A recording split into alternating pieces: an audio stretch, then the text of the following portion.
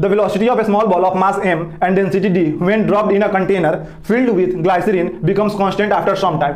If the density of glycerin is d by 2 then viscous force acting on the ball will be. हमसे viscous force पूछा गया है। पहले question समझो क्या है, इसके पीछे कॉन्सेप्ट समझो। कह रहा है कि एक बॉल है जिसका मास m है और डेंसिटी d है। When dropped in a container filled with glycerin, एक ग्लाइसरीन से फिल्ड कंटेनर में उसको ड्रॉप किया गया है, ठीक। और ड्रॉप करने के कुछ देर बाद आफ्टर सम टाइम उसकी वेलोसिटी कांस्टेंट हो गई। क्यों कांस्टेंट हुई आफ्टर सम टाइम बाद, इसके पीछे क्या रीजन है वो समझेंगे। और साथ में गिवन ये था कि ग्लाइसरीन का डेंसिटी d by 2 है, तो विस्कस फोर्स पूछा गया है। समझो जरा, जैसे ही तुम एक बॉल को, स्फीयर को, है ना, स्फीयर टाइप है बॉल है, उसको एक कंटेनर में लिक्विड फील्ड है, ग्लाइसरीन फील्ड है, उसमें जैसे ही ड्रॉप करोगे तो ड्रॉप करने के कुछ देर बाद उसकी स्पीड बढ़ने, मतलब जैसे ही ड्रॉप करोगे तो उसका स्पीड बढ़ने लगेगा, mg के कारण बढ़ने लगेगा। किसके कारण बढ़ने लगेगा? mg के कारण। देखो mg जो इस पे फोर्स लगेगा वो इसका स्पीड बढ़ाएगा, लेकिन साथ ही साथ उस पर एक नया फोर्स भी लगेगा, उसको अपथ्रस्ट कहेंगे, क्योंकि जब बॉडी UPTHRUST अपथ्रस्ट यू से डिनोट करेंगे, ठीक। एक इस पे फोर्स लगने लगे अपथ्रस्ट। अपथ्रस्ट क्या होता है? जब कोई बॉडी होली या पार्शली, पूरा का पूरा या पार्शली इमर्ज्ड इन लिक्विड होता है तो ये अपथ्रस्ट लगने लगेगा। लेकिन कुछ देर बाद पूरा का पूरा बॉडी जो है वो फ्लूइड के अंदर होगा, है ना, लिक्विड के अंदर होगा, पूरा का पूरा बॉडी,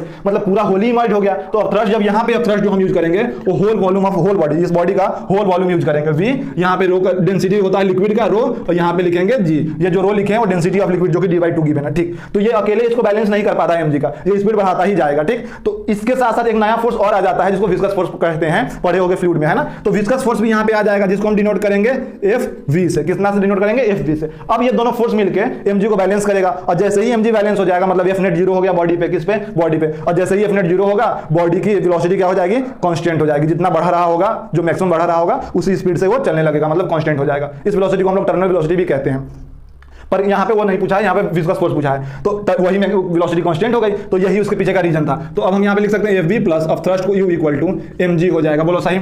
FV हमको चाहिए तो FV equal to mg minus upthrust हो जाएगा। और mg को लिख सकते हैं, मास को कैसे लिख सकते हैं? Volume into density.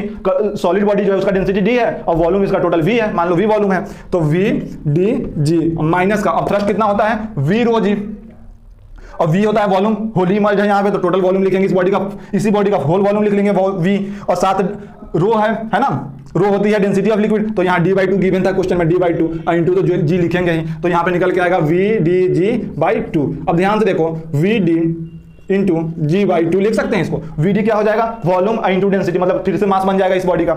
इसी बॉडी का ये v वॉल्यूम है और ये d निकल के आया, मतलब इसी बॉडी की डेंसिटी है ना vd। तो इसको हम ऐसे m भी लिख सकते हैं g/2। क्यों m लिख दिया हमने? क्योंकि m का वैल्यू देखो vd ही तो लिखे थे, वॉल्यूम इसी बॉडी का वॉल्यूम और डेंसिटी d, ठीक। और लिक्विड का डेंसिटी d/2 है, तो सॉल्व करके d/2 निकला तो 2 को अलग कर दिए, तो vdg मतलब mg/2, तो ये हो जाएगा विस्कस फोर्स, ठीक। mg/2 ऑप्शन है, फर्स्ट ऑप्शन।